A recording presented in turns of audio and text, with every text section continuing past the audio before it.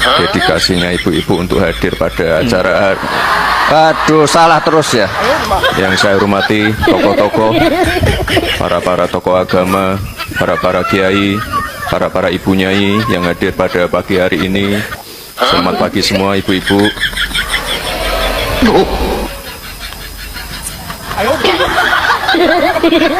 Sahabat. Okay.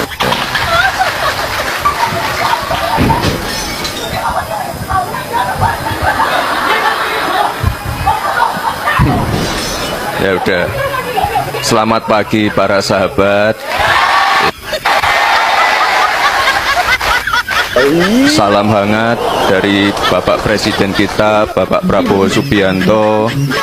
Terima kasih sekali dari awal sampai di titik ini sudah membersamai saya dan Pak Presiden. Terima kasih sekali untuk ibu-ibu, sahabat-sahabat Fatayat NU. Terakhir kita ketemu pada saat hanya kemarin.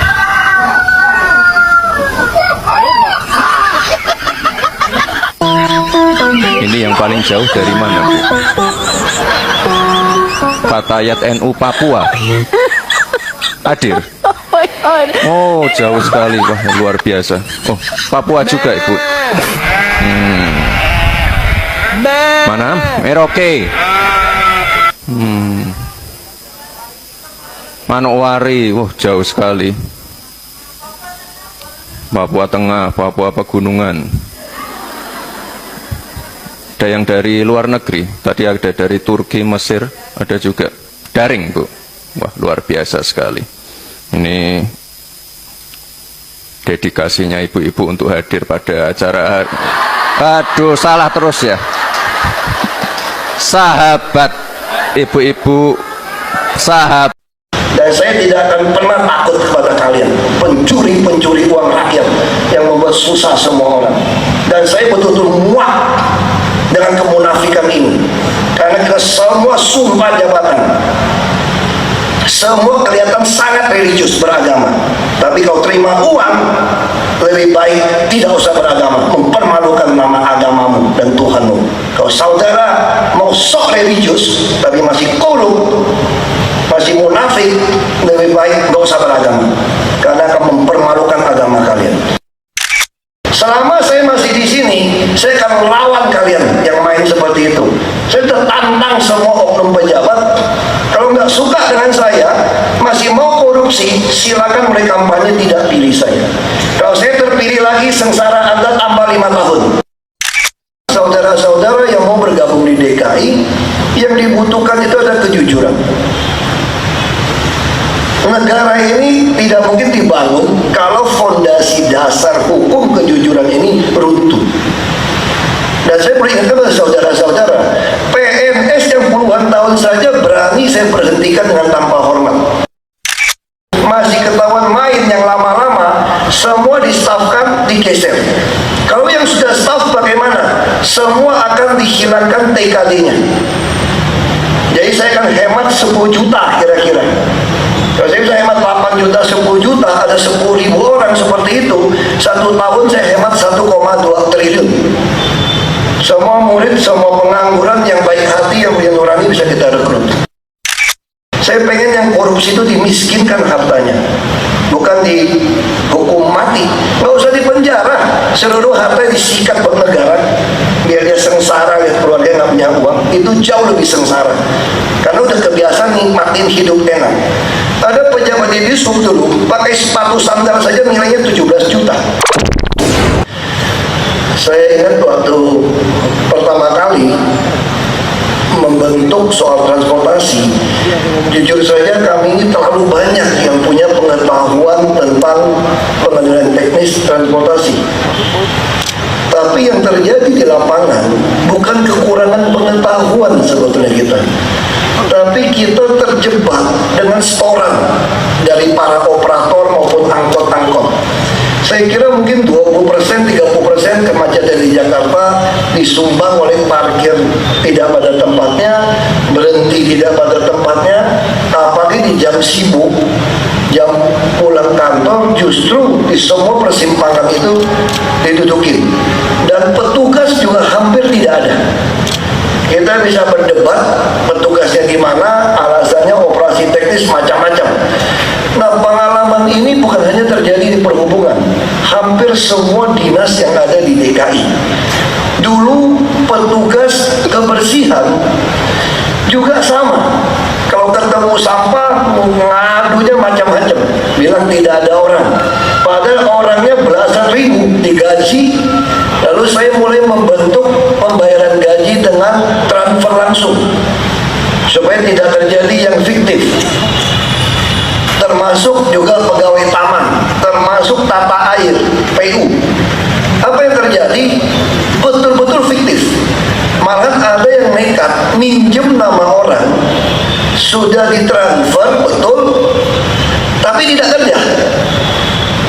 Jadi ditransfer uangnya ini, namanya, jadi istilahnya gini, dia paham aja sama orang yang tidak kerja, pengangguran, mau nggak daftarin nama, tahun lalu 2,7 juta, Anda kan tidak kerja, terima saja 500 ribu. Sisanya dia yang kantongin, ATM-nya dia yang narik. Padahal ATM-nya bisa ada CCTV, kita lihat, satu orang menarik 400 ATM. Lalu sekarang ada model baru lagi, tetap yang bersangkutan yang narik, tapi dimintain setelah keluar. Oke, halo teman-teman, kembali lagi bersama saya di channel ini. Salam NKRI harga mati. Teman-teman, dalam video ini kita telah mendengarkan sebuah cuplikan video, baik itu Gibran berpidato yang memang viral di media sosial, dan di kalangan seluruh netizen membicarakan hal ini, bahkan menjadi bahan lelucon. Ya, tentunya hal-hal seperti ini menjadi evaluasi bagi kepemimpinan Prabowo Subianto 100 hari ke depannya nanti, apakah Gibran ini benar-benar memang layak menjadi seorang wakil presiden ataupun tidak. Beda dengan Ahok, kalau kita setelah tadi kita mendengarkan juga video dari Ahok berpidato, itu berbicara tentang wawasan, berbicara tentang gagasan, yang dimana Ahok lebih luar biasa mendapatkan nilai-nilai plus dalam setiap isi pidato yang dia sampaikan. Kenapa? Karena memang jam terbang itu sangat menentukan kualitas seseorang. Nah, mungkin Gibran merasa tersindir keras akan hal ini kalau disandingkan dengan Ahok yang memang bukan siapa-siapa, bukan anak presiden dan bukan juga presiden, bukan juga wakil presiden ataupun jabatan lainnya, bukan. Dia hanya sekedar kader dari PD Perjuangan, memang juga seorang politikus dan mempunyai jiwa-jiwa yang besar untuk mensejahterakan negara ini. Nah, kalau kita melihat teman-teman di sini disampaikan, pidato Gibran jadi omongan, kata-katanya dianggap tak sesuai kaidah warganet, mending lagu Inul, ya. Mereka resah dengan pidato-pidato Gibran. Ini Gibran. Nah, pidato wakil presiden Gibran Rakabuming Raka dalam acara NU mengundang respon publik. Hal ini terkait dengan pemilihan kata yang diungkapkan oleh mantan wali kota Solo. Ya, pada cuplikan video pidato Gibran yang kembali diunggah di akun seorang warganet, tampak Wapres mengulangi kata-kata tak perlu. Ya, Wapres melanggar EYD. EYD adalah ejaan yang disempurnakan. Kasih paham Bang, tuliskan akun tersebut. Ya, seorang wakil presiden harusnya mampu berpidato dengan baik.